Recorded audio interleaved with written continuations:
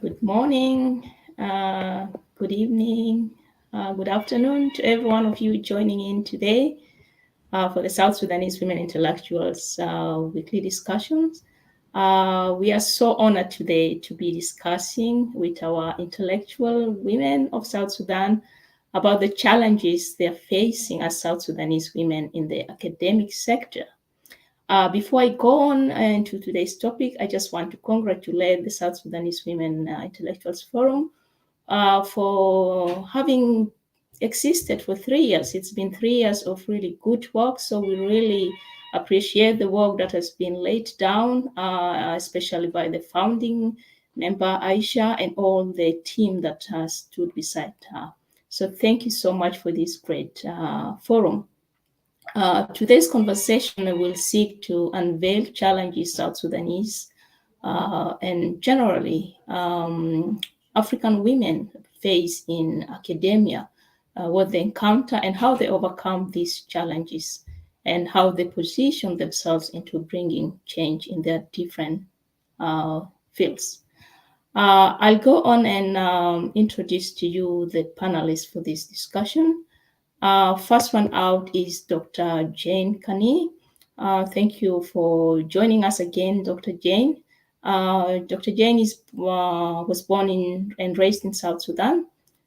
She was educated in Sudan, in Egypt, and in Canada, where she now lives. She received her PhD in Sociology of Education from the University of Toronto in 2004. She's currently an associate clinical professor and director of African immigration research in the Department of African and African American Studies. She teaches courses on women in Africa, African history, women, power and leadership in Africa, and African immigration to the United States. Professor Jane's areas of research interest centers on refugee and immigrant women's experience, human rights and education, gender, race, class, and representation in gender issues, in conflict and post-conflict situations, and African migration to the United States. Dr. Edward carried out research work among South Sudanese refugees and internally displaced persons in Egypt, Uganda, and South Sudan. She is the author of Journal of South Sudanese Women Refugees, Transformations and Future Imaginings in 2007, and has also authored several book chapters and opinion articles. You're welcome, Dr. Jane. Next one out is Nyamal Tudil. It's so great to see you live, Nyamal. Nyamal is a South Sudanese, Ethiopian, and American conflict resolution and healing practitioner. She has more than 10 years of work experience developing and managing the implementation of several programs around gender, peace, security, and anti-racist and race relations. She advocates for women's empowerment, human rights, refugees, immigrants, displaced communities, and early child marriage. Yamal is the co-founder and co-director of Nyad Eden Foundation, and she's an adjunct professor at Arcadia University and Webster University of Ghana, where she provided academic support and now teaches Introduction to Human Rights, Refugee and Migration Movement, Advocacy, NGO, and Civil Society at the Webster University Ghana campus. Yamal also teaches conflict transformation, restorative justice, mediation, and conflict coaching in the International Peace and Conflict Resolution Program at the University of Arcadia. Before moving to Ghana, Yamal was the Director of Equity and Inclusion for Cora Services. Yamal holds a bachelor's in arts in human relations and a master's in international peace and conflict resolution. You're welcome, Dr. Yamal. Our next panelist out is Dr. Engineer Flora Iyoha. Nice to see you again, Flora. Dr. Flora is Assistant Professor and Interim Dean, School of Petroleum and Minerals in the University of Juba. She has been teaching in the University of Juba since 2003 and other universities in South Sudan as well, to participate in the South Sudanese nation building through teaching, training, and research. Dr. Iyoha was the first female lecturer and first female head of the Department of Geology and Mining when she first joined the university as teaching staff. Currently, Dr. Iyoha is the interim dean of School of Petroleum and Minerals and a member of the South Sudanese National Petroleum and Gas Commission.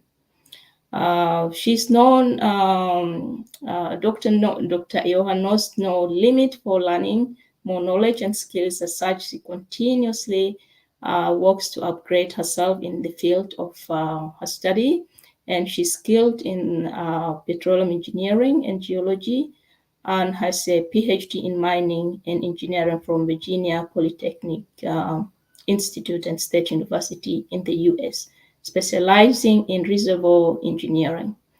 She has Masters of Science in Petroleum Engineering from the University of Technology Petronas in Malaysia, and her Bachelor of Sciences is in Geology is from the University of Juba. You're very welcome, Dr. Flora.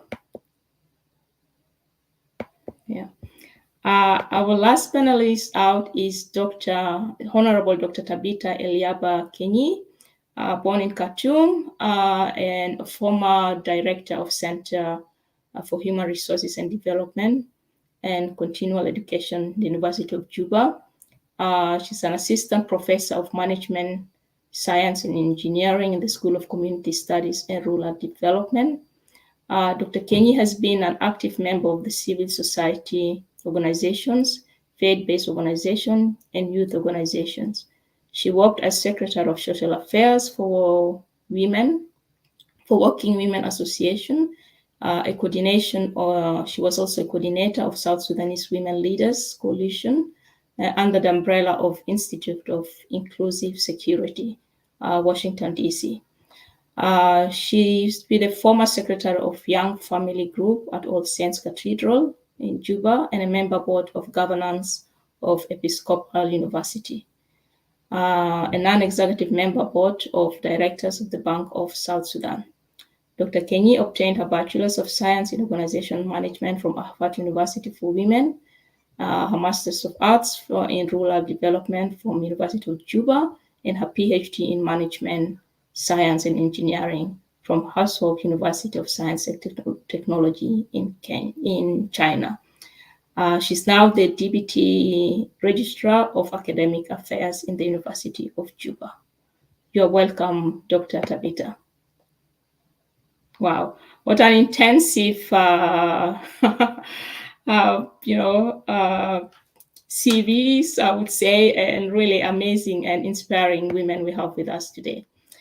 As I mentioned, our topic is about the challenges women in the academic sector face. We know that few women occupy a professional rank in academia and senior management positions globally. The issues relating to women in academia define a loci in the United Nations Sustainable Developmental Goals on quality education, gender equality, and reduce inequalities, with discussions focusing on women in power and decision makings across Saharan Africa, more broadly across the Sub-Saharan Africa, we see that women constitute only about 24% of academic staff and 2.5% of vice chancellors. Women make up to 43% of those who receive tertiary education, but they only hold 28% of formal sector jobs. That's some statistics from McKinsey Global Institute. And UNESCO also mentions that only 24% of academic staff in tertiary education across sub-Saharan Africa are female. These are few numbers compared to the great number of women with academic backgrounds and who really are skilled to hold key positions. And although institutional efforts are being put to increase the representation of women in academia, are increasing across the sub-Saharan African, we still see that they tend to focus on increasing women enrollment in undergraduate studies rather than the hiring and retention of women in senior leadership positions. So I'll delve in some discussion with our panelists just to have a view on what their challenges are being women in academia. And I'll start with you, Dr. Jane. Historically, we know that girls' and women's education in South Sudan have been neglected or not taken seriously. And there are many reasons to that, both by the state and some families.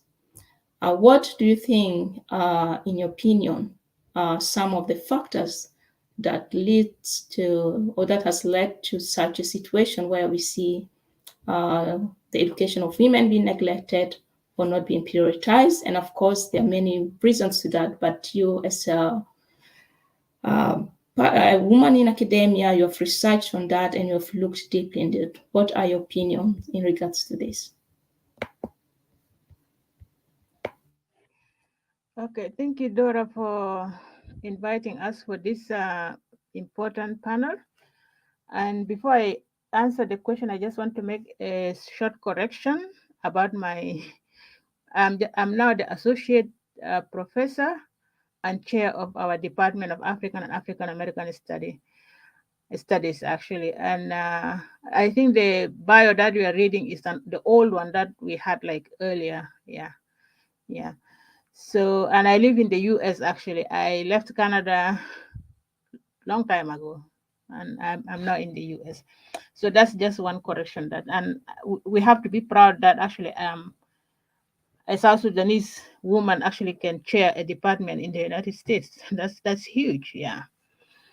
So to answer this question, actually, there are so many things that we have to look into. Yeah, and in your introduction, you talked about the situation of female in the academic institutions in the sub-Saharan Africa, and the number is very low.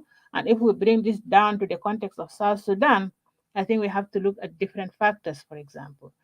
And we cannot start with what's happening now currently in South Sudan. We have to go back to why education, and in particular the education of girls, was not promoted in South Sudan. It goes back to historical factors, and also we have to look at state policies towards education. We also look at some of the cultural and social and societal expectations of girls, as well as other aspects that affect women's education in South Sudan. So, if we look at the historical factors, we have to look at the colonial period, and in particular, the educational system that was introduced during the colonial period. At that time, the British actually colonized Sudan and South Sudan now. So during that time, the educational system actually was entrusted in the hands of the missionaries, and the missionaries actually had a specific objective of why they want to teach the people of South Sudan during that time. The main emphasis was actually on Christianity. They wanted to inculcate the Christian values into the Sudanese people, and in particular the South Sudanese people, for example. And all the countries that were colonized by the British, actually, they want to inculcate Christianity. And also, they wanted to bring a different idea of gender relations between male and female, for example. And the emphasis actually was that on that separate spheres, where the public space is for men, where they can go to the offices, they work in the military and all that, and the women are in the domestic sphere. They have to take care of the household responsibilities, and that actually set the context for the continuing systems of education that were created during after the colonial period. And at that time, the main focus of the education actually was to create uh, women who can be better wives and mothers, and also to create men or boys who will become responsible fathers and also better employees for the colonial system. And that actually was the basis. And then encouraging women actually to go for further studies was not the case. You just have to finish maybe primary school and that's it. So that you know how to read and write, and then that's it. You have to go and stay at home and take care of families. And that's why the curriculum of the educational system during that time was geared, especially for girls, was geared towards the household, taking care of the family and all that. And there's a good book that I encourage all of us actually to look into, written by one of the Kenyan scholars called Tabitha Kanongo, and it's titled African Womanhood in Colonial Kenya between 1900 and 1950. That's the colonial period, actually. And it's a very good book, actually, that there are different chapters that explains the the colonial educational system in Africa during that time, and in particular, the colonies that came under the British. So if we move beyond that and we look at the state policies that are implemented by South Sudan when South Sudan became independent, there's no interest for uh, advancing education. And if we look at the budget, for example, budget allocation for specific sectors within South Sudan, education actually get the least budget or investment. Much of the budget actually goes to the military, and we can see it even in our present time. So there's no interest actually to promote education. And that's a major problem that actually led to the neglect of the educational sector. And there are so many statistics actually that explain that. And if the government is not funding education or investing in the in the human capital, for example, then that actually leads to the increasing number of illiterate people in South Sudan. The level of literacy and illiteracy in South Sudan is very huge. Like those who are literate are less compared to those who are uh, not literate either in English or in Arabic language. And this is another factor, budget allocation. Another factor, if the budget is not allocated enough for the educational sector, then infrastructure is not going to be developed. Schools and other facilities for education are not going to be developed. Laboratories, for example, or other facilities. Also, we have to look at the of uh, location of schools. Where are they located? And if we look at the case of South Sudan, for example, many of the rural communities, uh, the schools actually are very far from where the people live. And that's another problem also for people to go to school. So school location is very important. Another factor in relation to the family socio-economic status. So if the family is well off, they can pay for their children, then that's good for their own children. But not all families in South Sudan actually can pay for their children's education. Those who can afford can send their children to private school. And so we have to look at this private public distinction. Those who can afford for family, can afford to pay for their children in private schools, they can do that. And those who cannot afford, actually, they can just go to the public schools. And the public schools are not well funded, the people are not well paid, and that actually will affect the chances of girls actually finishing school. And then if we look at the other cultural practices that can work against women, also, we have to look at the institution of marriage. In many African societies, and in particular in South Sudan, uh, families always tend to marry their children at an early age, particularly girls. And we can hear about early marriage, arranged marriages in the past and even in our present time. And that can also affect the chances of girls continuing their education. Another one is the idea that girls are not supposed to go to higher levels of education because you're going to miss out. You're supposed to marry at a certain age so that you can have children. And if you go for PhD like people like us, then they say, okay, you wasted your time because you went to school and you wasted your time and now you have only two children. You know, that's the problem. So because of that idea that education is not for higher education is not for girls but for boys, that's why there's neglect actually of girls' education. And those who can go beyond high school, for example. That's their they just figure out how to do that. Yeah, and that's another reason that actually education is also neglected. The socio-economic conditions of families, and also the cultural practices of South Sudan that sometimes limit the chances of girls to go to school. And another point that I just want to add is women domestic work and education is another factor, because uh, domestic work here in America, for example, is not difficult. We have all the equipment, like we have gas stove, we have everything. We have water, you can just open and close. You don't have to walk miles to get water. So this domestic work actually takes up much of women's uh, time to prepare food, to fetch water, to do all this. And that actually works against girls' education. And also, girls are always required to help in the household responsibilities. When they come back from school, okay, you have to go and help your mom, and the boys don't do that. And that's another challenge. Although there are changes going on in our present time, but still, that idea of women being in the kitchen or girls helping their mothers is still common in many parts of South Sudan.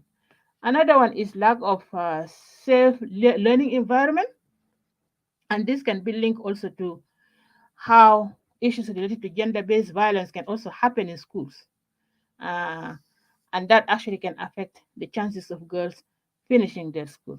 Lack of sanitation facilities, lack of sanitary pads for some girls who cannot afford to buy those pads, and that becomes a major problem. Or sometimes people become pregnant before even finishing their school. So lack of safe learning environment is another factor that led to neglect of girls' education. The last one actually is the conflict. Civil wars and political instability can also affect educational chances, not only for girls, but for everybody who wants to go to school. And this happened during the 21-year civil war. It happened even before the 21 civil in the 19 the first war, 1950 1956 to 1972. That conflict actually affected many school institutions. And then the 21-year civil war also affected many school institutions where people were displaced either internally or they were pushed to the refugee camps. And many schools actually were destroyed during that time. Many people came to Khartoum to study. Like many South Sudanese actually studied in Khartoum, and that actually cannot be helpful for education. And then if we fast forward to the the war that started in 2013 after the independence of South Sudan, that's a major problem. Like in our present time now, many people actually are living outside South Sudan, or those who are inside South Sudan, majority of them actually live in refugee in internally displaced camps, and that's a major problem also for education. And the last point that I'm going to touch on this point in our present time actually is the distinction between public and private, and that's a major problem. Like if South Sudan actually wants to improve girls' education so that they can reach to the level that all of us are in now, they have to strengthen the public school system, because not everybody in South Sudan actually can pay for their children's education. All of us, myself, for example, a product of public school system in Sudan, and that's how we study. So the strengthening of the public education inside South Sudan is really very important so that it allows everybody who wants to learn to be able to learn. And any girl who wants to become a professor, for example, who wants to become an engineer will be able to do that in a safe environment. And I think that's the most important thing. Yes, public schools, private schools are important, but not uh, accessible to everybody in South Sudan. Thank you. Well, thank you so much, Dr. Jane. That was an intense, extensive list of factors that has contributed to where our girls are today and why they're not reaching to where you guys are today. And I think it's important you mentioned about having state policies in place that would be able also to at least push us towards a better future for the children in terms of education, and also strengthening public schools on making them even more the quality, making the good quality of this education system in schools. So each parent sending their schools to public schools will be able to get quality education. So thank you so much for that. I'll go on to you, Nyamal. Uh, uh, just walk us through your journey to getting to this point, about your a little bit maybe about your educational background, just little, how you came to where you are today, and what has been the motivational factor behind that, and how do you continue to be efficient in your work. All right, thank you so much. It is such an honor to just be among you beautiful, lovely, smart colleagues of mine, and also I would say big sisters, right, or aunties, because I feel like I'm the youngest on this panel. And it's just really encouraging, Dr. Jane, to hear that you've made associate, because that's one of the things that it's difficult, let alone being a South Sudanese woman, but being a Black woman in America in a white institution, right? Not at a historically Black college. So I applaud you. If people that are watching us and will watch us later don't understand the magnitude of that, it's a big win. It's a really, really big win. So I really, really applaud you. And this is the type of news and win that we want to hear. So my journey basically starts like any other South Sudanese children. I intentionally say that I'm a South Sudanese Ethiopian, or I'm an Ethiopian South Sudanese, because of border politics and border identity. That it's another thing that we also need to process as a people, right? Because identity is a big thing that a lot of our youth and those of us that were born in exile or that were at the border, whether it's Kenya, Acholi's, Ugandan, and so forth, like really what does that look like? What does that sound like? So I'm very comfortable in both of my identities and bringing my seat to the conversations in both of these countries that have formed my identity and who I am today. My family was resettled in the U.S. as refugees, and so my formative education is in the American educational system, particularly in the Midwest. So and in a white state. I'm very particular about that because I tell people that I feel like the American educational system failed me as not only a Black child, but also as an immigrant and as a refugee. So there are certain things that I had to self-teach myself, that I had to teach myself, that I had to self-educate, particularly the identity that was given to me as an African American, not knowing what the African American experience is and having to deal with that social dynamics of racism and all of the isms that had to come with that. So that came during the formative years, but then also being a very melanated child as well. And, colorism was thrown in as well. So it's been quite interesting to navigate that. But education has been the thing that really kind of enlightened me. But if I wasn't a curious child and really was like, oh, let me question things a little bit, I don't think I would have been where I'm at now. And basically, so I did everything from elementary school all the way to my college. I did my undergrad in Nebraska, again, a white institution. I often was the only Black person in class. And so then again, I have to be the one to represent the Black people, not just South Sudanese or Africans, just the Black race in itself. And at that time, I was working with an indigenous group.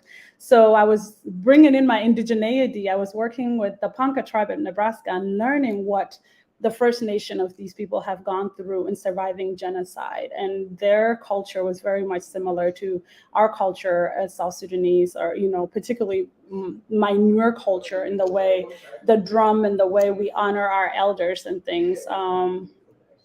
So I decided to do my undergrad in human relations because I feel like, okay, everybody was doing IR, international relations, and I felt that the field was very saturated. So I was like, let me go into, I really didn't want to do psychology fully. So I was like, let me do HR and psychology. And that kind of opened up doors for me in different spaces. And then I think my name truly called me. So Nyamal means girl of peace. And I was like, well, you know what? Why I joke and say I probably was conceived in conflict. Who knows, right? But I was born in conflict. So let me try to be an interrupter of this conflict and study peace building. So I went into Arcadia University and did my master's in international peace and conflict resolution.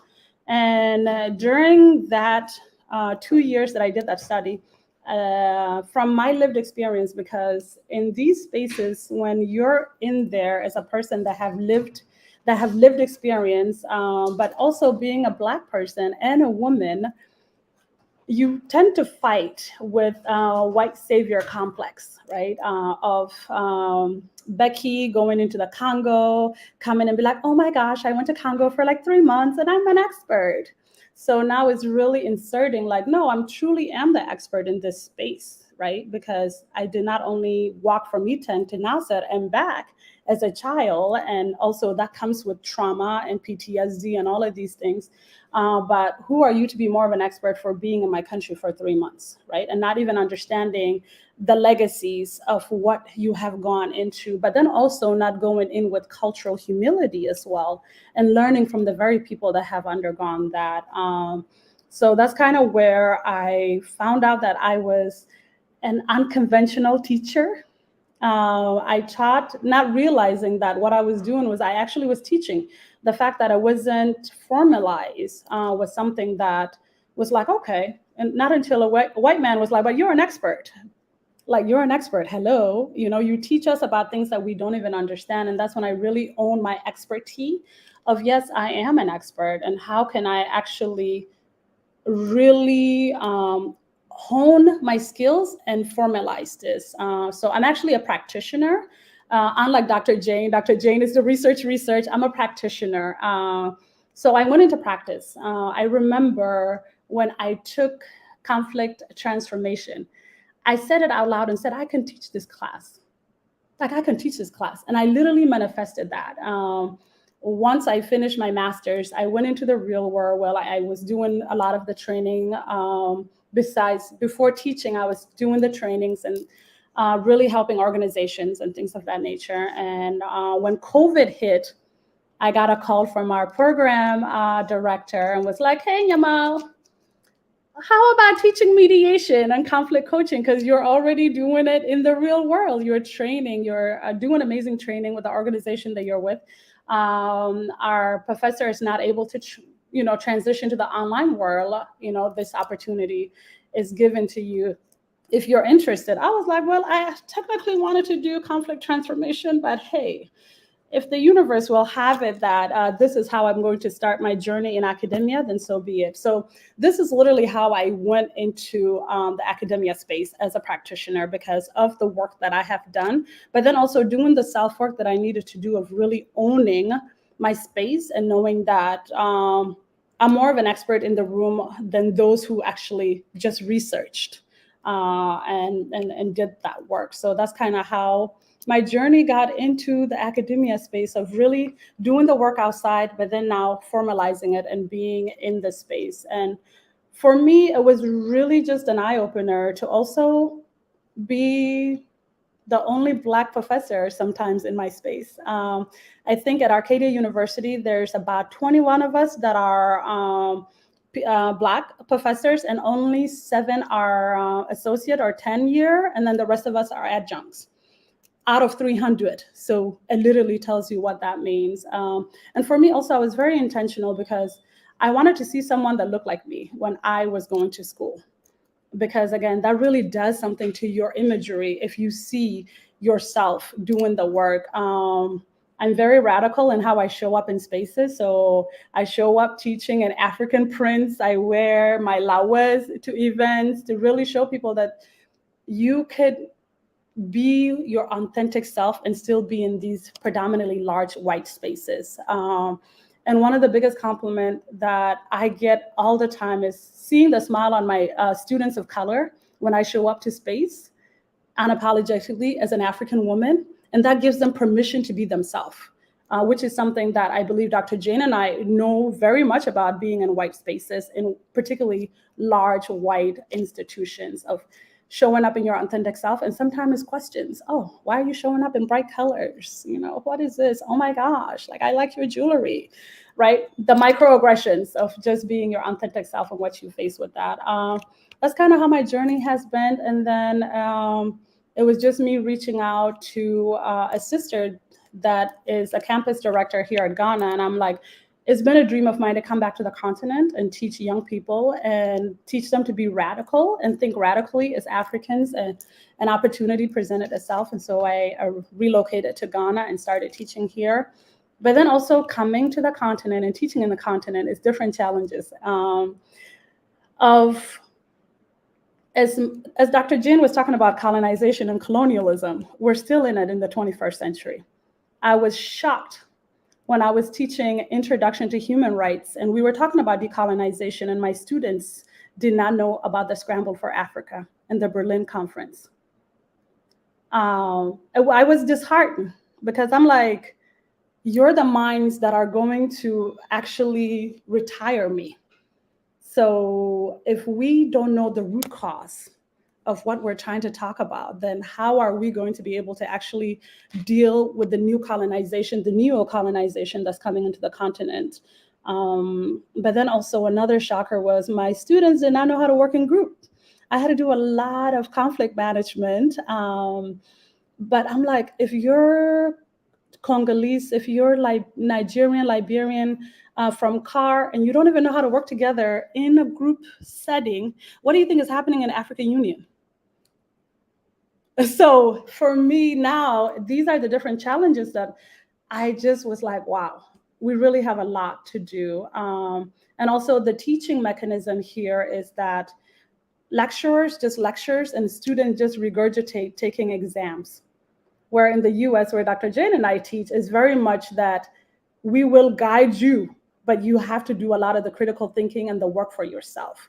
So that was also one of the challenges I faced of my students not wanting to do critical thinking or do the work themselves. They just wanted me to lecture and for them to regurgitate. And I don't know if that is the case in South Sudan, of how the different challenges our colleagues are facing in terms of the classroom, but that's the challenges I've seen having been here in Ghana so far. But yeah, that's just a little bit about me. And there's other challenges also being young, having a different way of looking. I show up with blonde hair and people question if I really am a professor, right? Like Doc was saying, the social norms, the social challenges of what a professor should look like, or how should we conduct ourselves or perceive ourselves, and all of that stuff. So I'll leave it here so we can have a robust conversation. Yeah. Well, thank you so much. That was inspirational. And I think it's this thing of breaking the stereotypes and questioning challenging the status quo of things. And you started by, you are being curious from your early childhood, and that led you to where you are today. And I think also being a Black woman and in the spaces that you both and Dr. Jane have been in, being in the Western world, having to fight first being a female in maybe male-dominated spaces, but then being a woman of color, and then being an African, being a South Sudanese, a lot of layers of challenges, and you've broken all through these and representing us so well. So that's such an inspiration. And I think the young women following this conversation now are inspired and will be looking up to you. So thank you so much. I'll move on to Dr. Tabitha. You're live on with us now. Thank you. What would you say? Just take us through your journey as well. Being a woman in academia in the field that you are in right now. How did it start? How did you get there? And what has motivated you? And how do you continue to work in those spaces despite the hurdles, the challenges that you are facing as a woman in academia?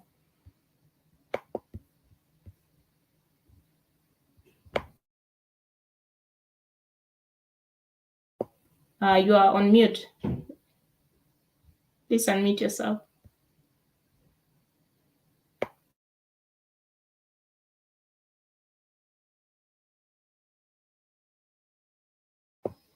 Yeah, you're still on mute.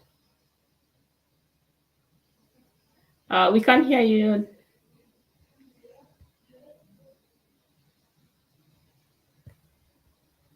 Sorry, Dr. Tabitha, we can't hear you. We can't hear you. Yeah, Yes. there. Yes. Yeah. Yeah. Are you hearing me now? Is it clear now? Hello, is it clear now? Yes, we can hear you. Yes. we can hear you. Yeah. Okay. Thank you very much for hosting me to be in this very, very informative, I can say, virtual conference for women intellectual. Yeah, I'm really very happy to be a part of it. I don't know whether my voice is clear, but because for me here, I'm hearing a lot of echoes when someone is talking. But if my voice is clear, that will be okay. Yeah, the journey that I just come through to reach to this status. The first thing that the journey started by my parents, because we know that it's a South Sudan, it's difficult for the girls to continue with their studies because they think they're just like a woman to sit at home. But my parents, they are different. Even my mom is not educated, but she's very serious in education with us, with her children. This is just in a brief. So also another thing is the tutors that they start firm for us, for me especially. I remember a teacher who is always encouraging me, and I want to be like her, to be a teacher like her. Her name is Monica, Teacher Monica Anderia. So when Teacher Monica Anderia is teaching us at that time, I'm very happy to see her. She was very tall, and I admire her. When I just see Teacher Monica, wow, I said, one day I'm going to be a teacher. So from there, because I'm very, very active, and also she at that time, she's liking me too much. This is one of the people that they help me, or they stand in front of me so that I have to be in the position that I'm in now today. And something just brief about this journey. When I reach to this journey, it is not easy. It's not easy because as a women, we know we have double duties. We have social duties, we have to go through it, and also we have our academia. To be an academic, we have to go also through that duties. So this was a very, very tough moment, but my husband also stand firm with me, helping me, assisting me, so that I can climb the ladder that I reached to up today. Being a teacher, I like it because I say from my teacher, Teacher Monica, when I reached to secondary school, at that time in Al-Khartoum Al-Qadima, Banat, girls. So from that time, I used to practice teaching children, pupils in primary school.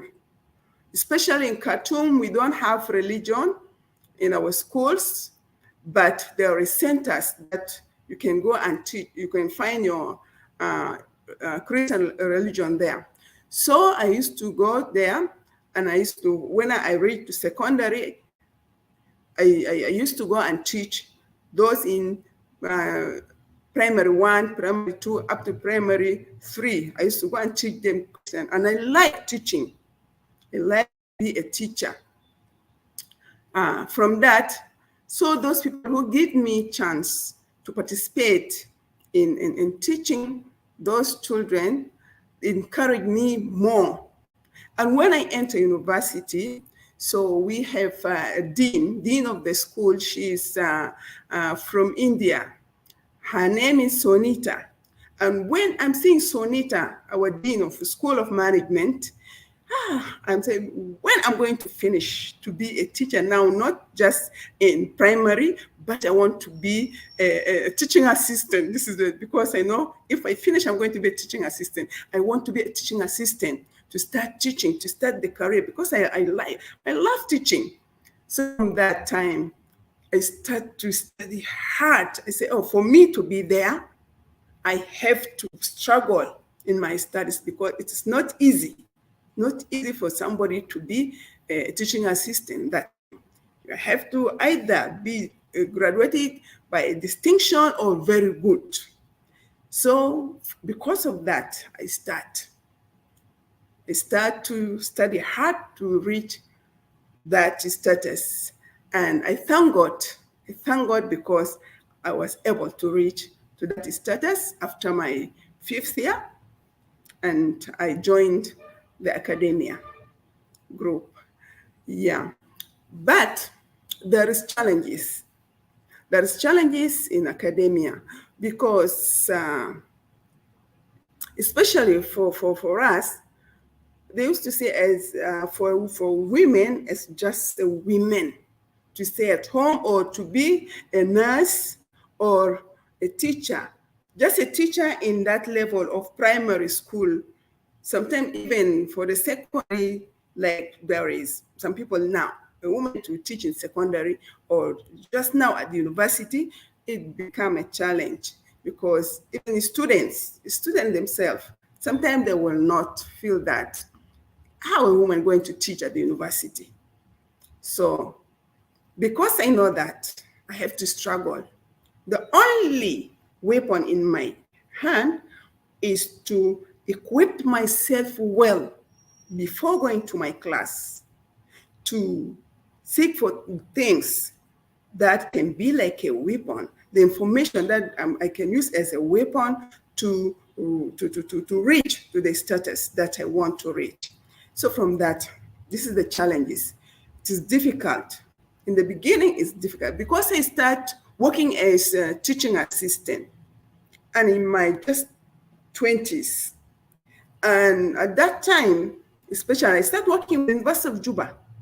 At that time, the students of University of Juba, especially from South Sudan, they are very old. You can find somebody of 30s, 40s now going to be a student.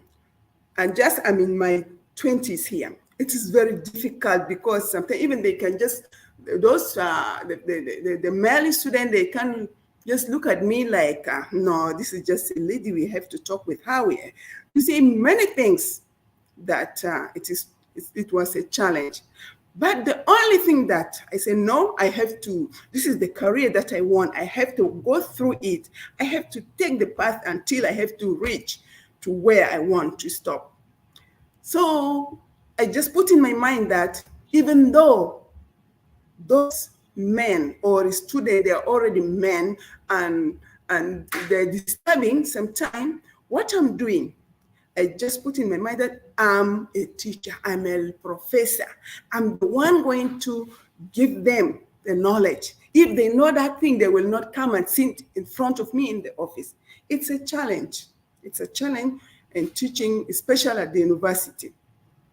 I try to teach in secondary school, is okay, because they're still young. But at that time, no, the university student, you can find the age of 30, 40s, even 50s, they're still. So it was challenging. But because I have objective that I want to reach, there is a goal I want to reach. I say, no, it is me. I'm going to give them knowledge. You see, those are the challenges. And after that also, there's a challenge of, this is socially. Who is going to marry a female that a lecturer at the university, teaching at the university? So that was also another challenge. They say, oh, those people, those who, the ladies, those girls who study, they will not respect their husbands. They will not, many things about, or even they cannot know how to cook, know how to do things at home, because this is the mentality of our people. concerning us. But you say, oh, I can show to you, because I did not just come like an old person in this age at the university. I grew in front of my mother. I grew in front of my aunts. They used to teach me, do this, do this, do this. I know, but people have that mentality. So now everybody is, we're going to marry a girl. It's another challenge that we can face, because at that time, Oh, sorry, we have lost Dr. Tabitha in the middle of a very good point she was trying to stress. So, but she said a lot of great points about having role models, growing up, going to school, having a teacher, a female teacher she could look up to, and that inspired her into the journey she took later on. So, having women, female teachers is really important for our girls, but from the primary up to the high education level, it's really important. She also mentioned the support she got from her husband, from her partner, is really important because, again, our traditional settings where even if you're studying, you still have the full responsibility of taking care of the home, the children, and everything. Without the support of your partner, it's not possible. So, really, thank you so much, Tabitha. And female role models and mentors are really important to guide our young talented women through their academic careers, and it also exacerbates the gender gap.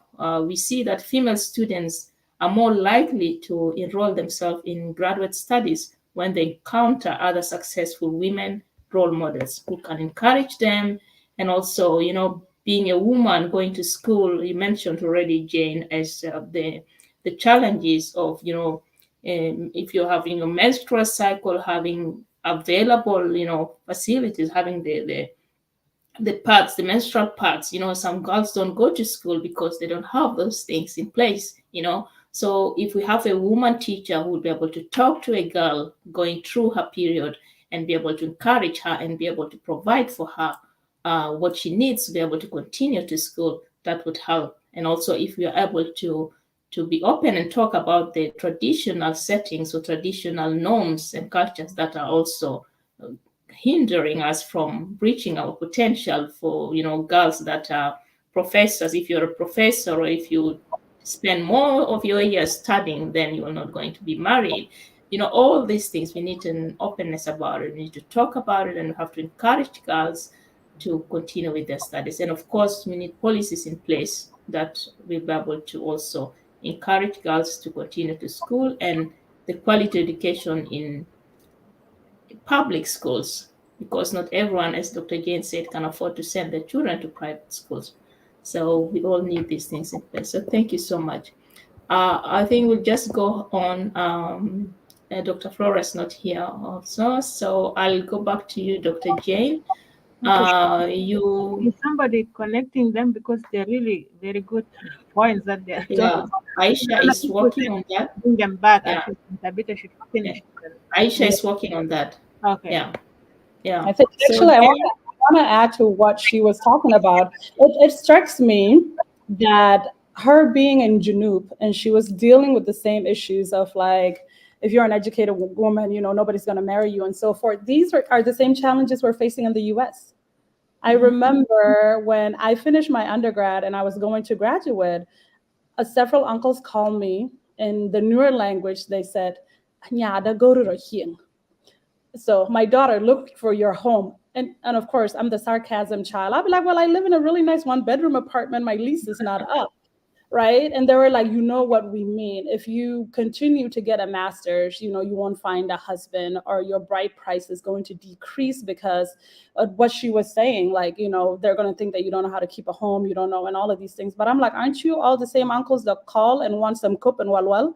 And I'm able to still cook those two things, knowing that I grew up in America and I learned how to do those as a child that grew up in the diaspora. So it's quite interesting that for her, she faced those same very issues. And for those of us that are in the West, we're facing the same thing. So what is it about our culture that have transcend boundaries and borders that those that have come to the West are still marginalizing their girls using the same tactics that are being used at home. And we are in spaces where public education, as Dr. Jane was talking about, is relatively easy, right? So a lot of our young girls, they finish high school and the next thing they can do is go to college. Although college is, there's private and public school, it's not as expensive, it's still expensive, but we can choose to take out loans. But many choose not to do so because, again, who's going to marry a girl that's too educated, right? But I'm like, but why should the insecurities of our men also stop us from obtaining what other women in different nations are obtaining? So I really just wanted to touch on that. I think that was really critical, that the same barrier that she was facing, I'm sure she's still facing, or young women in Junub are still facing, are pretty much similar to things that we're facing in the US, so, or in Canada or Australia, wherever we may be in the West. It's sad. Oh, thank you for the input. Thank you so much. Yeah. Oh, good to have you back, Tabitha. Do you hear us? Wow. I'm really sorry for what is happening. Yeah, no, but you just continue. You are stressing on a Yeah. very important point, so you just continue, and then Dr. Jane, you can get in after her. Yeah. Okay. Yeah, I said there is challenges, and this is socially, but even in academia, there's a challenges that even our male partners, they think that as a female we're not able to do our duties or to perform according to like what have been needed from us. So sometimes they will think, I remember there is a department that needs a head of department. So they say that, but we don't have a qualified person. We don't have a qualified, there's not a man, there's not a qualified person to be a head of department. So I'm just, but we are working. It is teaching. I like teaching, love the way of teaching. So after that, we start to show that, yeah, we can do the same thing. What's wrong being as a head of department or coordinator for a project? You just trust us. You try and see, we're going to do. So the first time, they gave me what we call it, they gave me a assignment. When they gave me assignment that time at 2004, after I finished my master's, 2005, they gave me assignment to be a coordinator for mature program at the University of Juba in the College of Community Studies and Rural Development. So when they give me that assignment, it's a very tough assignment to be a coordinator. It means that you have just like a dean, because all the project under you, the mature students who are responsible for their timetable, for the teacher, for the professors to come and teach, you are responsible, you have to follow it, even the results. And the first time in 2005, for me to prepare result, and when I prepared the result, and now I say, oh God, so I want to put as a female academia, I can do also and much better than male. So I sit just and work on that job out. And when they took the result for the central committee, for the first time, even at that time, the academic registrar asked, are you sure this result have been prepared in the School of Community Studies and Rural Development? They say, yes, there is a Southerner. There's a Southerner. She's academia, she's a lecturer, and now she is the coordinator for the mature program. And they said that it's the first time for the result of the community studies and mature program to be perfect like that. So from that, it means that now they start to know that, hey, those females, they can do something if they put the thing in their mind. Because they put in my mind that, yes, I have to be perfect in whatever I'm doing. If I don't know, I'm not ashamed to ask. I'm not ashamed to ask. I can go and ask somebody, I want to do this. I don't know. Can you show me how to do? So they show me. I will just come and apply what they give me, the tips that have been given to me. You see, this is now from there encouraging me very hardly that yeah, I can move more than that. You see, and I start to work, and from there also they say, hey, this lady can do something. This lady can do. I remember one time in 2009, 9 years, 2009. I'm leading the school. I'm working acting dean of the school because my boss at that time for 3 semesters, 1 year and a half, is not in the school, have something out, he's doing. So I'm acting. And when I'm in that office, I say, no, I have to show there is difference between if a female is a dean and a male. I start to work. I want to make a change. Indeed, it happened. It happened. Even they say, oh, now we have to promote her to be the dean. Say, but I'm here I'm acting. When the person who is the dean finish the journey that he's in, he will come to take his duty back. So after 3 semesters, which is 1 academic year and a half, I gave the assignment back to the owner, to the dean, but people are still talking. She's supposed to be there. This is because I show and I prove as a female. Because when they say, those with female, those women, they're lazy. Those women, they'll say, my child, my whatever. But at the same time, I'm reproducing. I'm a mother for 4 boys. While I'm doing all these things, my boys, I used to deliver them, you see, but still I'm doing it. Why? Because I just want to do something different from those people who they're doing in front of me or before me, you see. So there is challenges, but we can overcome the challenges when we have that zeal in our heart that we want to do much better than others. Because I'm a woman, I want to show that no, not all women, they are lazy. Not all women cannot do, but we women, we can do. Those are the things that we are facing. And there is another surprise happened to me. After that, in 2014, I gave birth to my child by the end of 2013 during the events that happened.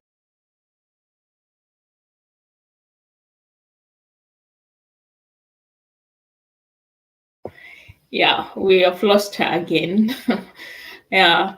And Dr. Flora has not joined us back. So we'll just continue. Dr. Jane, many challenges have been mentioned. I believe you relate to some of them, but there's still more that you would want to add. So go free, and especially in regards to there's this issue. So we know that women, there's inequalities in regards to pay, women, even if it's academia or other jobs, that women are paid less than men. How is your experience with that? And knowing already that we have already talked about that there's no accurate statistical data in regards to the number of South Sudanese women in academia. We know that it's less than the women that we see. We have already mentioned some of the reasons to that. But we also see that South Sudanese women, female faculty leaders, they are facing many challenges. We have had, Nyamal has mentioned some, Dr. Tabita has mentioned some, but there could be some also that were not mentioned. So please, if you have them, just tell us. And yeah. Okay. Dr. Kani, and then, you want to round up Dr. Tabita and then Dr. Kani comes in? Okay. Yeah. Yeah. Yeah. If you just wrap up your point, and then Dr. Kani comes in here. Sorry. Okay. So after that, in 2014, I traveled to Tanzania. I stayed there because I've been suspended from the school at that time because I gave birth. And when I gave birth to my child, I'm still in maternity leave. I have 8 weeks.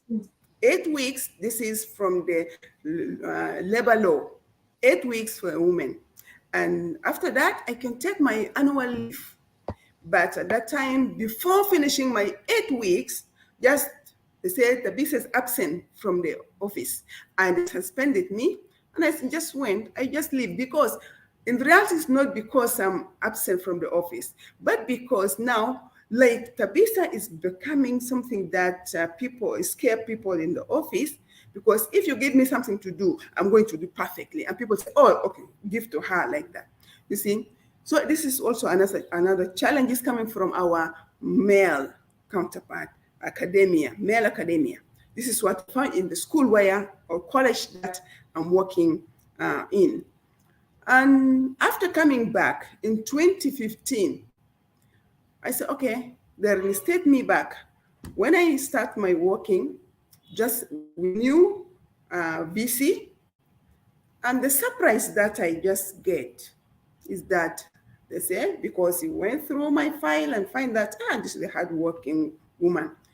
So have been given me assignment of leading Center for Human Resource Development and Continual Education. And also there is a big that center. But because I say, no, I have to prove that women can do that. As a female academia, I can take the position, and I'm going to show that, yes, things will be solved out in that center. From there, I took the responsibility. Within 1 year and a half, I saw everything in its place. Now, at that time, result of a student delayed for almost 3 or 4 years without seeing. They can just promote it without seeing the result. But what I did, I said, no, what I want, those students, I have to clear the things. And I prepared everything, and now work started. And from there, after 2 years, I said, okay, let me go for my further studies, that is for my PhD. I left. I leave everything in its place. And even after that, people are crying, oh, when Tabisa is here. Not because of Tabisa, but because I'm a female, and I want to prove that, no, we are not like what people have in their mind. I want to prove that we can do.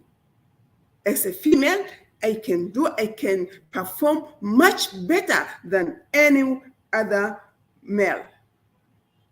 That is why always this is the way I can just pass the challenges that stand in front of me. Finishing my studies and come back, it became also now I start to work, which office I'm going to work. I started saying, okay, I'm going to just take my chalk and go to the class, teach, and see any other businesses to work on it. I start working, and just one day I just heard that you are needed. And when I came, before anything, they say, we're going to appoint you as a deputy academic registrar at the University of Juba. I say, I'm going to be a deputy academic registrar for the university, because I know the work there is not easy work.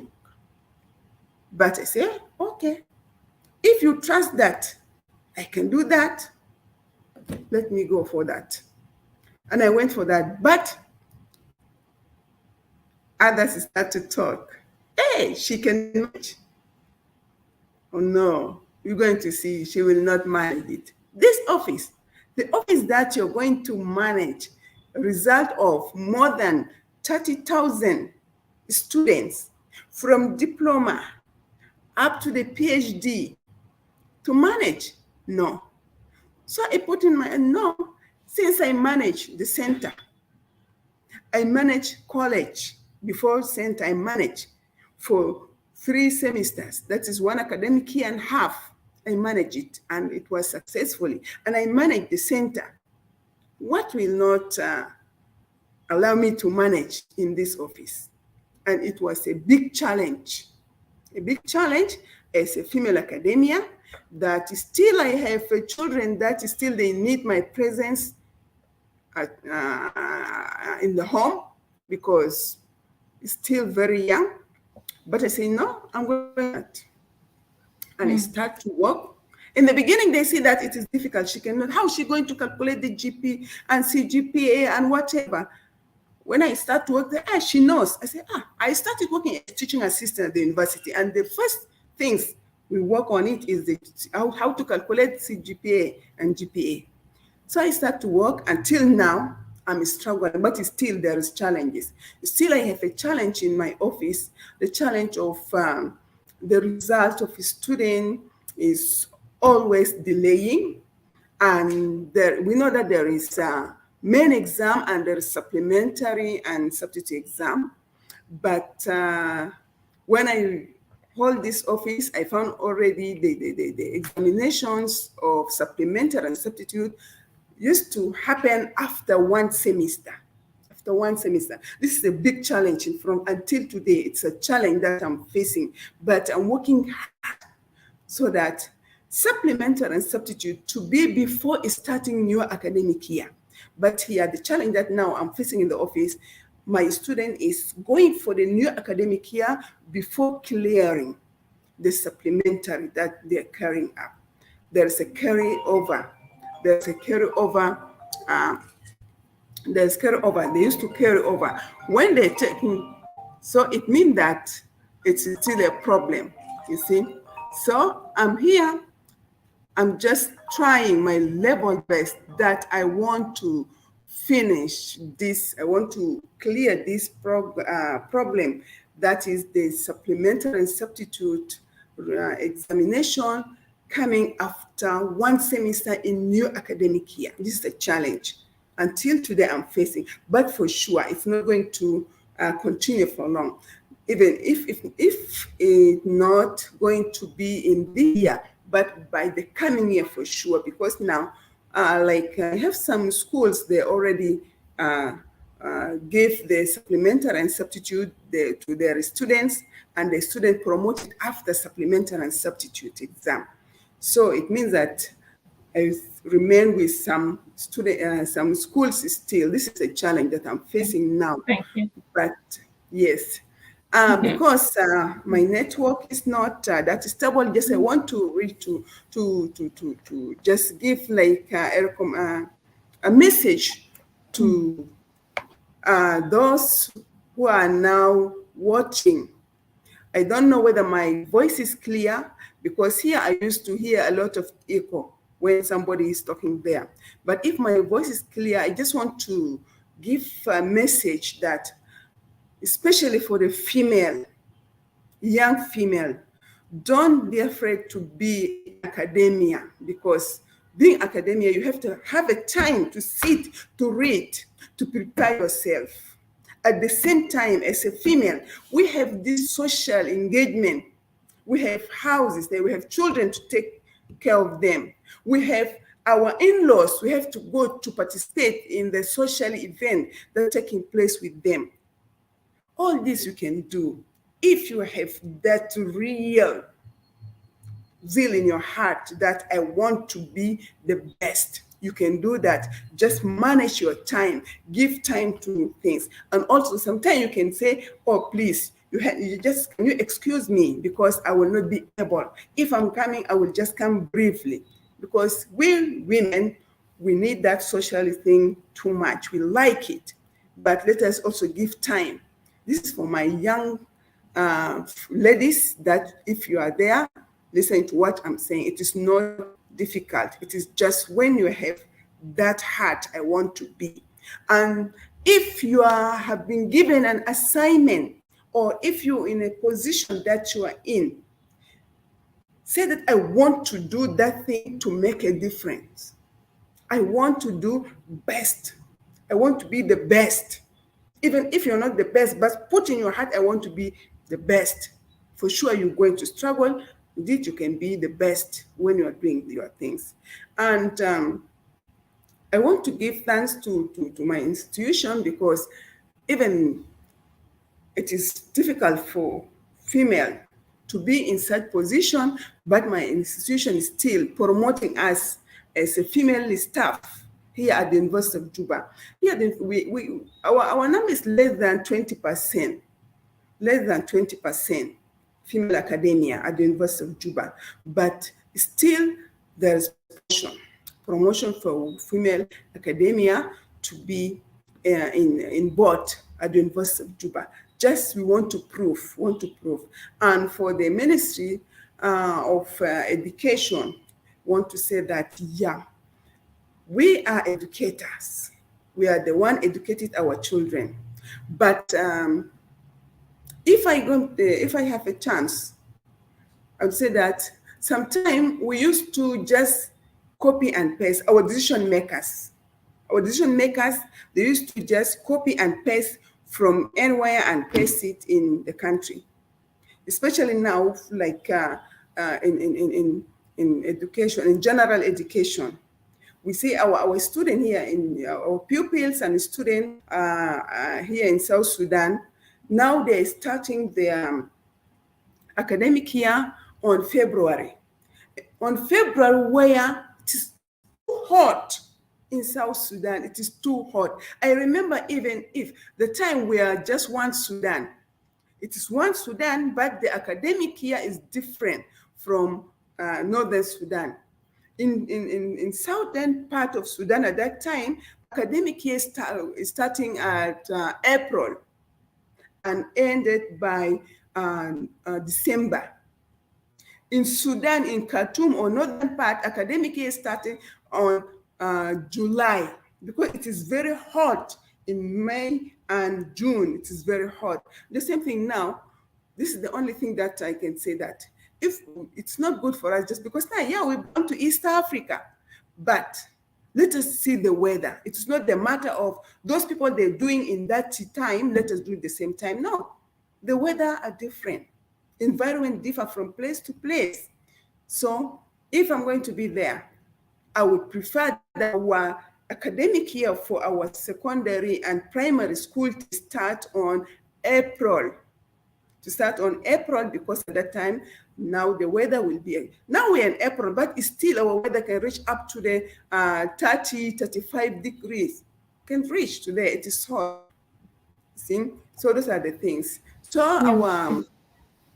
our decision makers also to think, not to just bring things, copy and paste, but we have to do that. And another thing that is really a problem, the result system here in my office is still, I'm struggling with result system in my office, because the academic affairs is responsible for everything concerning the academic of student results, whatever. The results also always coming late, because we are not using a system that can make all the school produce one. We don't have centralized examination office.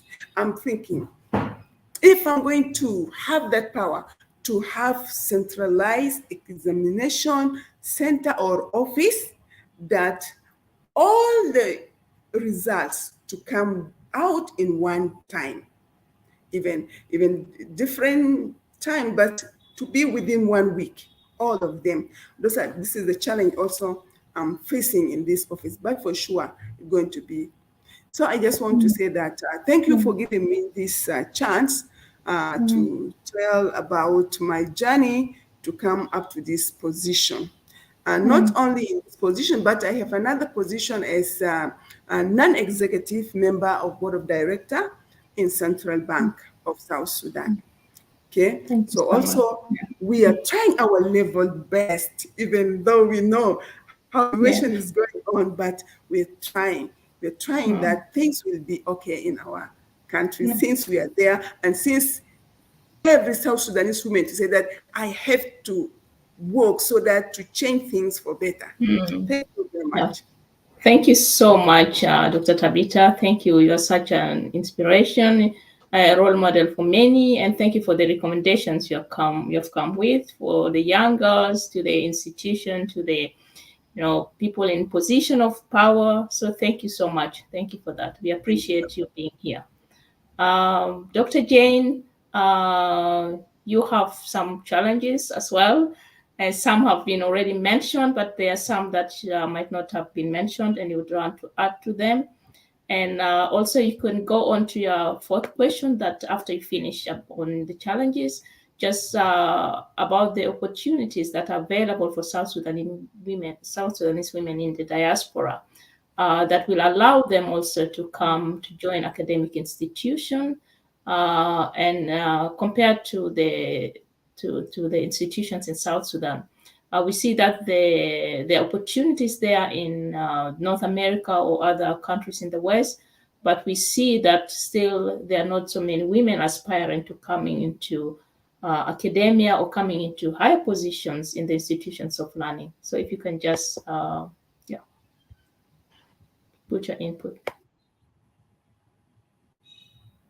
You're muted. Yeah. Yeah, thank you, Dora, again. And I think Dr. Tabita and Nyamal actually talked a lot about the challenges, their own personal challenges. What I want to add in the context of my own situation here in the US and US institution, which is not a historically black institution, which is also a Jesuit. I'm teaching at the Jesuit institution. Uh, I want to say that you are not always a professor. And that's what I tell my students. When I go to class, I said, I'm only a professor in the classroom. When I get out from this classroom around campus, I can be anything else. I can be somebody who is cleaning. I can be somebody who's working in the food uh, sector. I can be an immigrant who just came from Africa like a few days ago, because I always during this kind of weather, I like to dress up like this when I go to my classroom. I braid my hair. I don't wear any straight on my hair. I just wear my braid. I braid my own hair, because if you're teaching a course about African women, so you have to represent, as Nyamal said, you are representing not only South Sudan, you are representing the whole continent, you know. So you have to present yourself as that. So that's one of the challenges, that you are not always seen as a professor.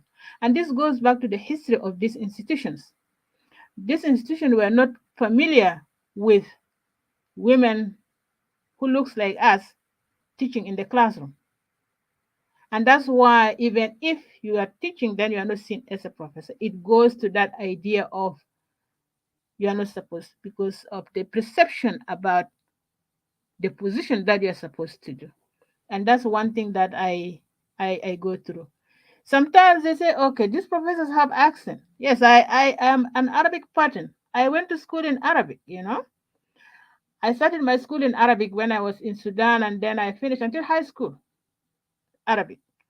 And English was just introduced as a language. But I managed to learn the language, the English language, because when I was in high school, I liked to read the literature. And I used to teach my colleagues the literature. I read the literature in English and I explain it in Arabic so that we understand, because the questions are multiple choice. So we'll be able to answer. So to counter that, and I think Tabitha actually talked about that in her presentation, that you have to have the knowledge.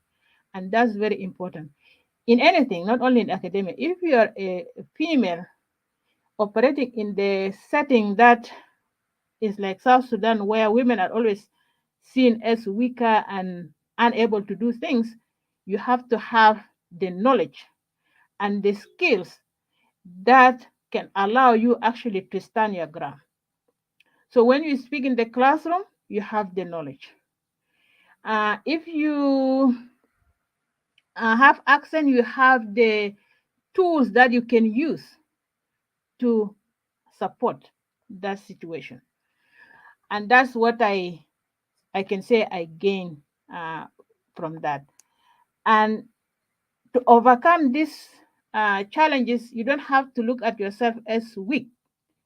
You have to be yourself. And I think Yamal talked about that, like self. Uh, you have to be authentic self. That's what the word that you use. And also, Tabitha also used, we can overcome the challenges if women have the zeal to do the work. And that's very important, because if you don't do the work, then people will look at you as if you don't know. And that's very important in the context of challenges.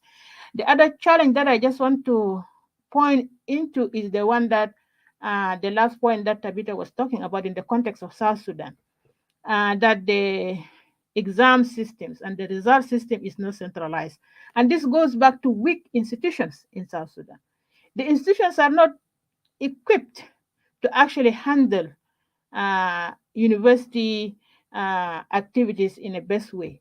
For example, we have our uh, academic Office of Academic Records, and this is an office that deals with that. Everything is in one system. We have people who deal with scheduling of classes.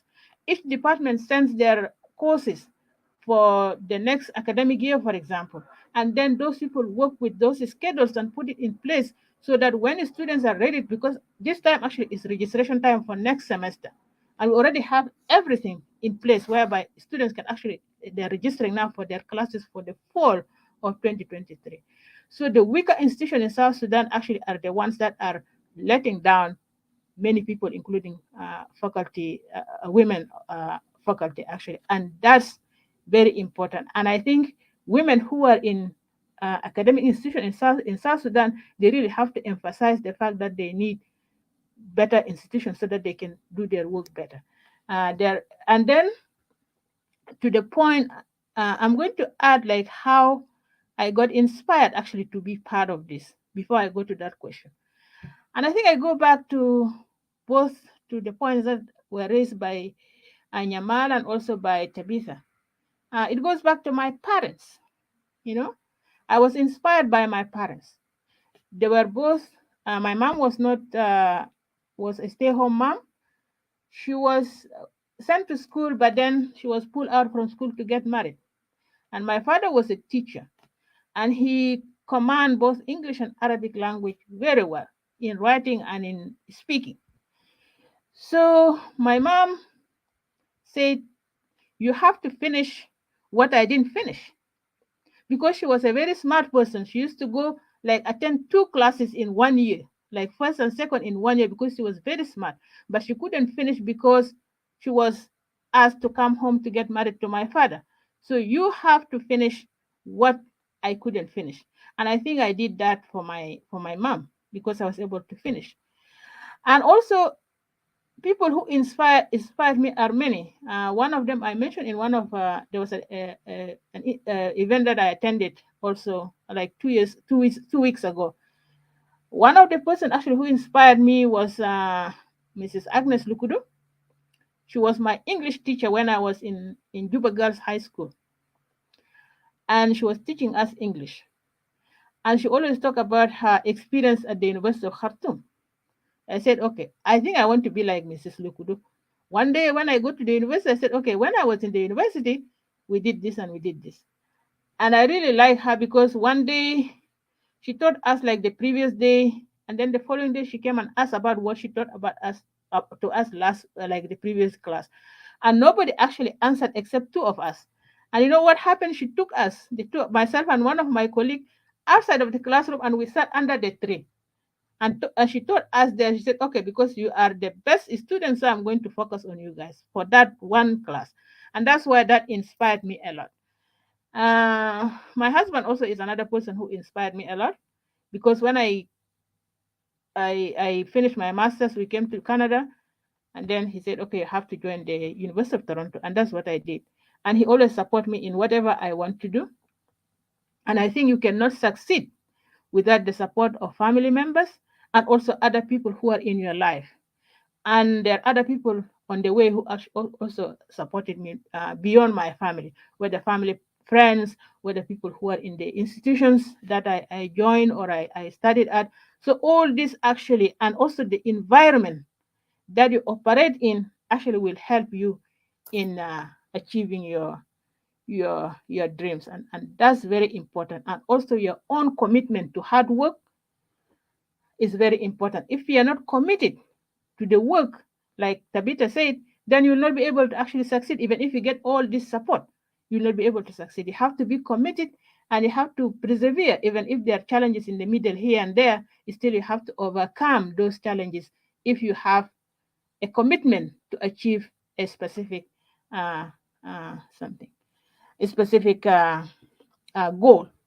And to the point that you asked about the opportunities in the US or in North America in general, or people who are living in the diaspora in the West, yes, there are so many opportunities actually that people can get.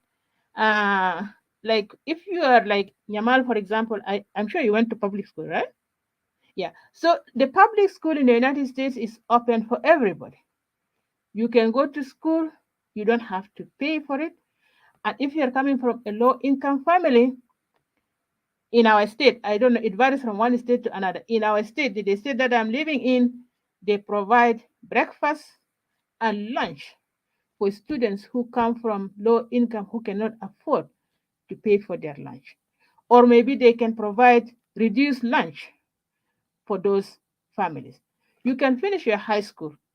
If you want to go to college, then you have to pay for that because there's no free college in the US. Or maybe you can get a scholarship to go to a college, a 4-year college, for example. You can get a scholarship or you can get a loan if you are ready to pay for that loan after you graduate. All that is possible. So, despite the fact that there are so many opportunities in the US for many people who can take advantage of, not all South Sudanese people actually take that advantage. And there are so many reasons why people don't take that advantage. And I mentioned already the cost of education, especially the higher education, is very expensive. You have to, if you have to pay for 4 years, then you have to have the money actually to do that. And some people see it very difficult to actually get a loan to pay for that school. So they decide, okay, I don't have to accumulate loan and maybe I will not get a job after graduation. So how am I going to pay that loan back? So some people decide not to do that. For my case, I was fortunate enough because for my master's, I got there's a scholarship for the Ford Foundation, and I was able to go to the American University in Cairo. So other challenges also is the family responsibilities. Many people came here as families. They have their children, they have other uh, responsibilities that they have to take care of, and they have to pay for their rent, they have to buy food.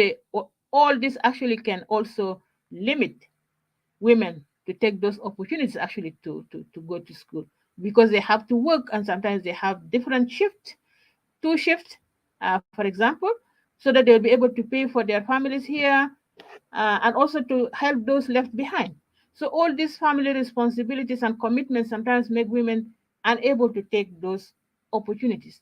But from my own perspective, my uh, advice to our women, especially our younger generation who are either brought here at a young age or born outside of South Sudan, they really have to take their education seriously in the West.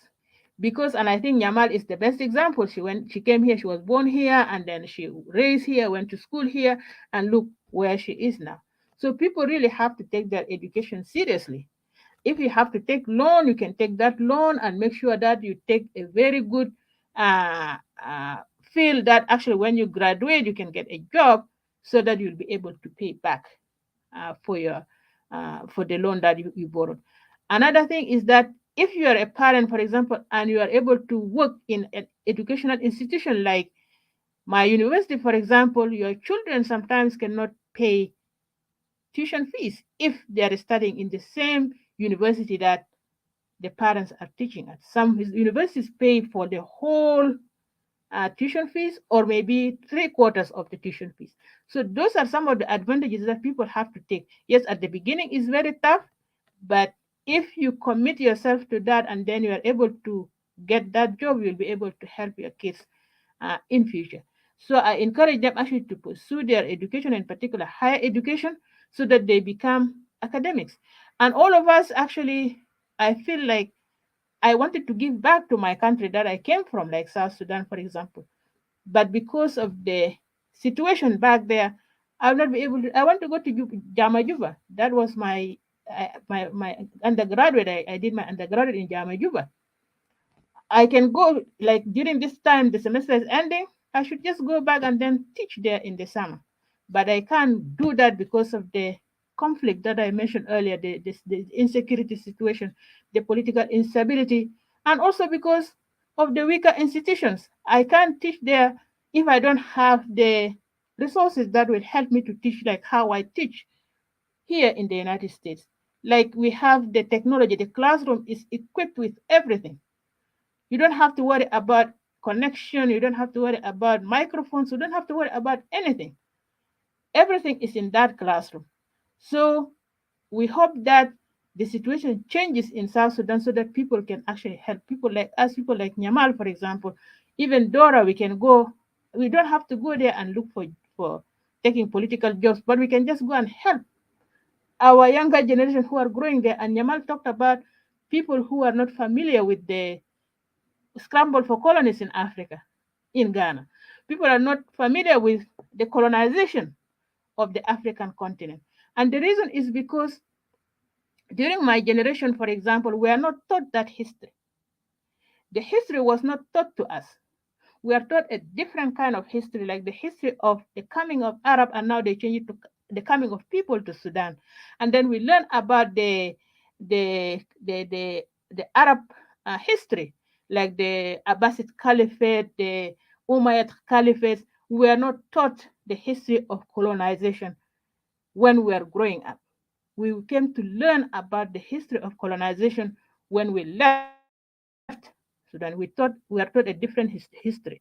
And if colonization was just brought briefly, and then that was it. So the most important thing is if that country can come back to a stable situation so that people like us and others actually can go and actually contribute to the younger generation in the society. So we can teach the history from a different perspective, the perspective that our children actually need to know so that they know their history, whether it's colonial history or the recent history of Sudan or South Sudan, and all the world histories that many of us are exposed to. So that's what I just want to say. And thank you, Dora, for giving me this opportunity. Yeah. Yeah. Thank you so much, Jane. Those were very important points to take with. And I think that will be the last question for both of you. Like, what message would you want to give? You've already mentioned yeah, on the way as we're talking, but if there's any other special message that you want to send out to young people watching, and especially girls who are looking at you, admiring your work, and as you mentioned, Jane, the opportunities out there, but not everyone knows about them. How if people can reach out to you just to get some advice, get some counseling on how to go further on, pursuing their studies or goals as to aspiring higher education. And also, if given the chance, what are some of the things that you would have done differently, if there's any? And then also your final recommendations to, yeah, moving forward. And as we also um, try to work on the challenges that you have mentioned, some can be able to, we can be able to do something about. Some might take many years or really so much resource to put in place for the challenges to be worked on. But yeah, come with your recommendation. I mean, okay. Yeah, this is tough. I think my final recommendation first for our young people here in outside the country or even within the country is that we're living in the 21st century, and everything needs knowledge. You need to know not only what is happening in your surrounding around yourself, but you have to move beyond your surrounding. And I think this is very important, particularly for us in the diaspora. And I think Yamal mentioned that earlier, that our people are still hold up with the same mentality of how they perceive women, although they are living in the United States. And I think the reason is because we live among ourselves. We don't want to go beyond our comfort zone, and you'll not be able to know much about the country that you're living in if you're just within your own community and we speak our own languages, whether I speak the Bari language, then where I speak the Nuer language. That's not going to help us. We have to move beyond our own communities to interact with the host community itself and learn more about what is in this country, because people have that negative perception about the West or the US, that but there are so many good things in these countries that people can actually learn about. In a state, for example, if you're living in a particular state, you have to look at some of the opportunities that are available in that state for education. You have to visit the public library. Any neighborhood, any township in the US has a public library. Visit the public library, learn about that. If you want to use the computer, you can use the computers in the public library if you don't have your own computer. So those are some of the opportunities that I'm talking about. People need to learn the language.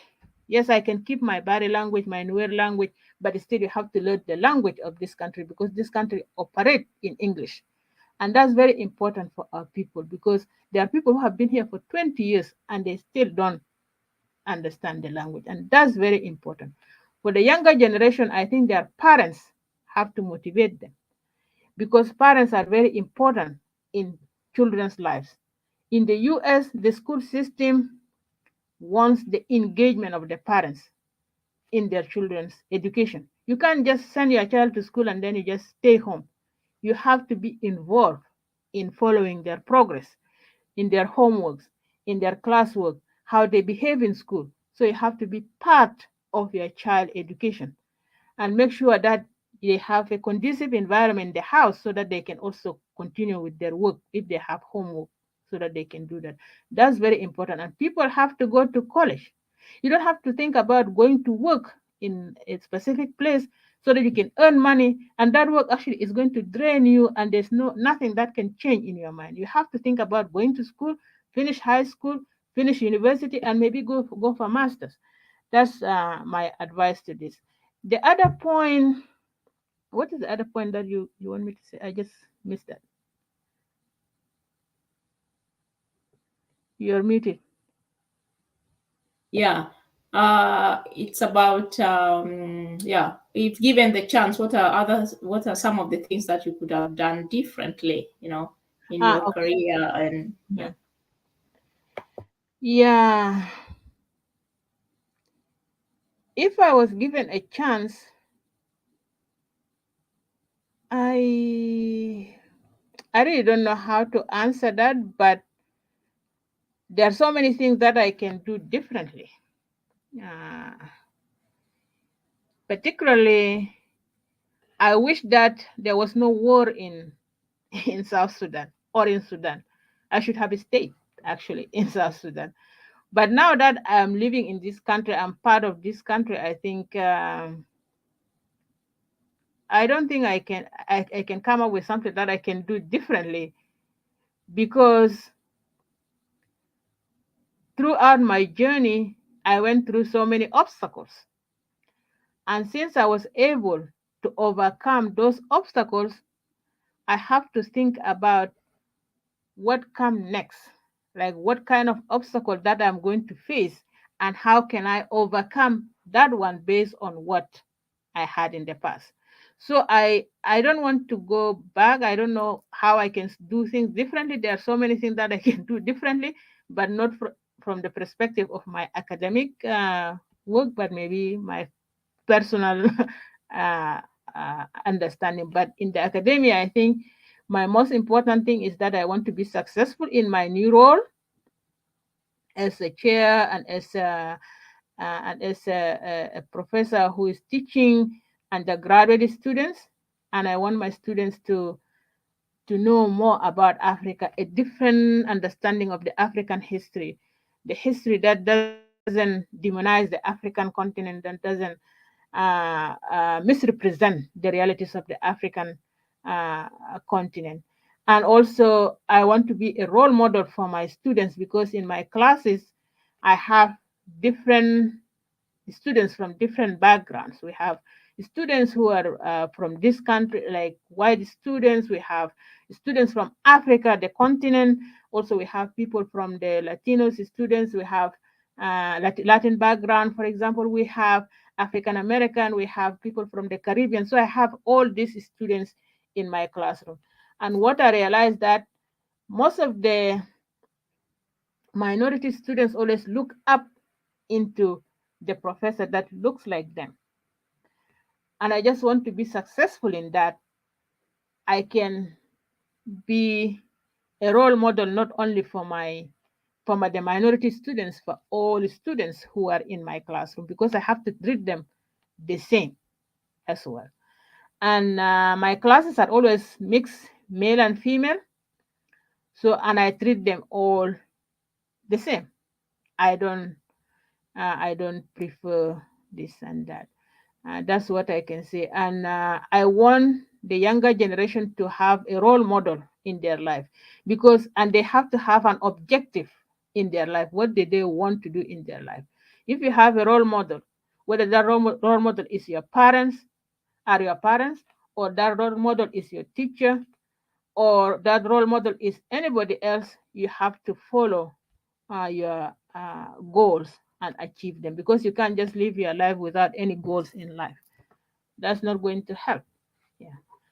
And the last point that I just want to say in the context of South Sudan is that people inside South Sudan really need to think about how to change the situation for better, so that they can improve the lives of people. I remember I was there in 2013, and I went to one of my colleagues, actually, when one of my colleagues who is teaching there, and I found three faculty members actually in the office, and they were going through the internet and they wanted to write a proposal for gender studies. All of them are men, and then they're looking at the article, and one of them said, actually, this woman called Jane Kani Edward actually wrote very good articles here. And the other, my colleague started to smile, and I'm just sitting and I'm just listening to them talking. And then my colleague actually said, Jane is here. She's the one who is sitting in front of you. And, wow, is that you? I said, yes. And this goes back to Tabitha's point. You have to do that. And they said, okay, I said, I have all my articles my opinion articles that I publish. If you want to just give me your flash drive, I can just transfer them to you. And that's what I did. So we need to improve that institution, those institutions, particularly the public institutions in South Sudan, the universities, so that students actually can go to school and study in a safe environment. That's all I can say. And thank you. Yeah, thank you so much. And it's really so important, as you say, in strengthening the institutions that are available there, to having the facilities in place, and even the teachers. It's like there are lots of scholars out there, South Sudanese, and you guys, your articles that you have written, to avail them for the students, and to access that, you have to have internet access. You have to do all Yeah. these things, And there's and one that thing makes it I even. miss. I miss that, because we really need that collaboration, because we have the access. Like Nyamar can access anything online. I can access things online. But we need our sisters who are in South Sudan in the academia also to reach out to us if they need some help in accessing material, because accessing current material, we can't just rely on old books. There are so many publications now outside there that actually can be used to teach our kids. I change my material, like every semester I have to add something new in my course syllabus. Every semester I have to add something new in my syllabus. So it's important that we create that connection between people from the outside and people inside South Sudan, particularly in the academic institution, particularly women faculty, so that we can engage. Maybe we can have a conference of uh, uh, faculty or women in higher institutions of learning in South Sudan and those in the diaspora, so that we can share experiences, because there are no professional development in those institutions. You just go to class, teach, and come back. Or if you're working in the institution, you just go and work in your office. But there's no interaction. Like next month, actually, we're going to have Faculty Technology Day at our university, because there's a new chat now, the AI that can actually help you in writing your paper. So how can faculties actually deal with this issue with their students and the future of higher education. So all these are happening. We have access to this, but our people in South Sudan actually they don't have access to that. So how can we create that link between people outside and people inside South Sudan so that we can help each other? You know, we can also learn a lot from our sisters who are living there and living the lived experience in South Sudan. We can learn from them, and also we can also they can also learn from us and our own experiences, and how can this learning actually help us to move forward. But if we don't do that, then that's a problem. Absolutely. Thank you so much. And I think it's so important having this collaboration. And I think this should be a start of it, and that we follow up on that, at least to avail yourselves your emails so you can exchange and also consult with the students. It could be like people have like webinars, people have digital, conferences and stuff. And why not having it with you? You are our greatest resource. So absolutely, that's so important. Yeah, Yamal, your final recommendations and what No. messages out there. Yeah, so basically the question to those that are young at heart, right? We don't want to discriminate those that are young at heart. My advice to them, and just those that may be watching my career, I don't share, I share pieces of me, right, online, to just encourage people. And not all of my life is online, but I think, like Dr. Jane said earlier, is when we're in the spaces, we're not just professors, right? I remember I went to Junub recently for the Women Conference, and I'm one of those that also don't believe in titles, right? Because I am, I'm Yamal first and foremost. I happen to have accumulated my accolades to the hard work, but they don't make me who I am, right? And I think often people have the perception of, or, if you're called doctor, honorable, professor, that there is this barrier, right? And of course, some people do create barrier, but I think many of us that are women in these spaces, we tend to be a little bit more humble about it, knowing that we have other titles, so many titles that we hold, that those titles do not make who we are. It's what we do. It's not who we are as a people. So it was quite interesting. I showed up at the conference and I'm like, oh, hi, my name is Nyamal. Okay, I'm coming from the US. I live in Ghana now. And then one of our sister would come and be like, oh, have you met Professor Nyamal? People were like, you're a professor? You're wearing two different earrings. Hey, your hair is white. Right? But we thought you were in the fashion industry. I'm like, yes, I am. I also model, right? But then I also do other stuff, as well as I'm also this person. So not being caught up in the trajectory of titles. They're just mere titles. Yes, in the US, we have to use them, right? There's some spaces that I intentionally use my title for doors to be opened for me, or for me to get into those spaces. But often I don't use my title when I'm in spaces, because there is that barrier that creates to people. So, and there was a common mention about mentorship, right? Mentorship is something that we do not have, right? I was really excited that I'm in a different space with Dr. Jane, because we're in that space, but I was so happy to see that they are, seasoned, not old women, seasoned women, that have gone through different challenges, but their challenges are very similar to us. It's just in different environment and different spaces. So how do we mentor? Luckily, I'm a person that likes to take risk. I've been able to ask different women. One of my mentor is a Jamaican woman, Andrea Lossell Sander.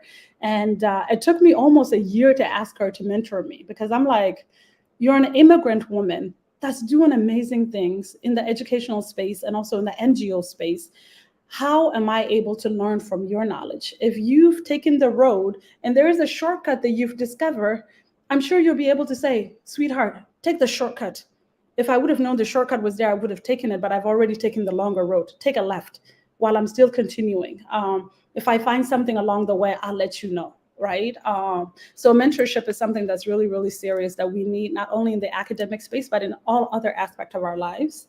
That I think we don't take advantage of. And I feel like there's also a disconnect between my generation and the older generation, because from my lived experience and what I have learned is that there's perception of a threat of us coming to take over. And I'm like, no. I remember I was having a conversation with Mama Angelina Ting, and I told her one of the flaws that you leaders, women leaders that are in the system, is that you all are not taking your hand down and grabbing some of us to come to follow you. And it's not that we're going to take your space, but you also have to think about your legacy. When you do mentor us, some pieces of your legacy will live through us because we have learned from you. So it's also looking at that gap of the perception of threat. So how do you all, our older sisters, our mother, learn to say that, okay, we're not a threat to you. We're actually wanting to learn from you, because the knowledge that you have that is not formal, right? Because I often also don't believe in formal education, because we as Junubin, the education that we have is even better than the European education, because it's indigenous education, right? So the indigeneity of our education is something that we also need to think about. When I show up in spaces, I said, I'm an indigenous woman. And my grandmother, although she was not formally educated, she was an educator, and she was an amazing, amazing woman. And I was able to learn so much about things that the European book would not teach me. So I think it's something that when we think about academia, it's not just those of us that have gone through the formal education, but it's also those that are still at home that would sit under the tree and would tell you the history of South Sudan from lived experience, from the seasons, right? How do the seasons change? What happened when the floods happened? And all of these things. We have environmentalists that haven't stepped a foot in any conference on environment, but they're environmentalists because they know, right? And I tell people, they were like, oh, South Sudan only has 2 seasons, rain and dry. I'm like, no, my grandmother said there's 4 seasons. And those 2 seasons differ from the wind and how the wind shifts, right? And the dryness. So we definitely need to think about our informal educators as well, and including them in the academia space, and not just the formal sector. So for the young women, right, and the young men, because we do need our counterparts as much, is really being intentional of what you want out of your life. It's intentionality. When you are intentional about what you want, but then also being honest with yourself and doing the work. What I mean doing the work is that we joke on Twitter spaces that I've been on Clubhouse, that we're the children of the displaced, right? And those of us are displaced ourselves. So how do you work on your internal conflict and your trauma, your PTSD, whether it's primary PTSD that you've accumulated during war, or secondary PTSD that you have accumulated from your parents if you were born in the US? Work on that. Heal. As a practitioner, I practice healing, right? And there's nothing wrong with saying that, you know what, I have PTSD. And what does PTSD mean? It's post-traumatic stress syndrome, right? And I share very vulnerably with people that just because you say you have this doesn't mean that's who you are. We are a people that have gone through conflict. We're going to have mental health because of just our environment. But finding healthy coping skills. And I think the issue in the US, but then also what I've seen at home, is people going towards negative coping skills and self-medicating through alcohol, drugs, whether that's prescription drugs or street drugs, is self-medicating, right? So rather than self-medicating, how do you really do some healing work? For me, I do yoga. I found yoga when I was doing grad school. I was triggered because I was like, I'm going to do a whole paper on the Rwandan Reconciliation Project, not realizing that it triggered me to the point where, because during the 91 war, we had walked from Yiteng to Nasser, and as much as I have done a lot of healing work and kind of suppressed that, all of that reading the Gajacha quotes and the stories from that triggered me. At night, I don't sleep because I'm being chased in my dream. Antelopes are, dropping bombs on me. And so I was like, okay, what is this? So being able to go see a professional, I realized that I didn't want to do the medical drug piece. I'm like, so what is natural that I can do? I found yoga. I started doing yoga. I started doing grounding activities, breathing activities. I started really being intentional about my fitness, running, right? Going to the gym. All of that was able to help me not go towards self-medicating. And then with self-medicating, of course, there's a lot of things that could happen. So that's just my honest journey in how do you heal while you're also planning a purpose for your life. That's what I would say to the young people, is that we're all dealing with PTSD, whether you like it or not, whether you've accumulated yourself or you've taken your parents' PTSD. Learn how to find ways of healing, but then also have those conversations with your parents. I'm here as a mentor, and I have the Nya Eden Foundation. We do a lot of work. We do silent work. We don't speak a lot. I think that's one of our biggest issues, that we don't know how to boast. So we do silent work. And in 2019, before COVID hit, we actually went to Gambela. We were sponsored by Ethiopian Airline. They gave us ticket, and then an organization called Days for Girls gave us menstrual pad. They were made out of cloth. So we took them to the refugee camp, a boarding school in Gambela, and also the prison system. And one of the things that we did is that even though we went back to the very community that we come from, we went in with cultural humility, because we know that those of us that are in the diaspora also go in with the white savior complex. And it's even worse when we're perpetrating it. You're like, well, I'm going to Junub. I'm going to go do this, but there's already people in Junub doing it. So why can't you just go and say, hey, I see you have one hand, you're doing it. Let me come and add it so we could do this together. One of the things that we did was we talked to the Human Rights Commissioner. He gave us the layout of what was going on from a legal perspective, from a cultural perspective. That's where we were able to also find out that the women in the prison system, even if you go into prison because of self-defense, there's also stigma there. And we understand that conflict happened with host communities and refugee communities fighting over resources. So we were able to divide whatever we had. And the school that we went to had all of the 5 ethnic groups in the Gambela region that lived there. And of course, we know that there's a lot of conflict between the Nuer and the Anyuaks. And then, of course, there's the other groups there. We were invited by all of the students, inviting us with all of the different languages. And the young girl that spoke Nuer, what she said spoke to me. And I think is the reason why I'm still doing this work, is you sound like me, you look like me, and you came back. So for me right there is also interrupting the white savior complex from an image perspective, not always a white woman going to provide resources. Like Dr. Jane was saying earlier, we're here. It's just the fact that there's no systems, the security is harsh, and I've been telling people, the people are like, but why aren't you coming back to Junub? I'm like, my background is in conflict resolution, ya jamana. I'm out here teaching Kawajats mediation and conflict coaching, Kawajats about racism, right? So why is it that those of us that are out here are not being able to provide that opportunity? And again, it's security, it's systems, so that we can go back. It's not that we don't want to go back, but I think with the internet nowadays gives us the ability to do this, just like how you all have hosted us this afternoon to be able to have this conversation. And just be with you all. So for me, I would not have done anything different on my journey, because I believe in nothing happened by chance or by coincidence.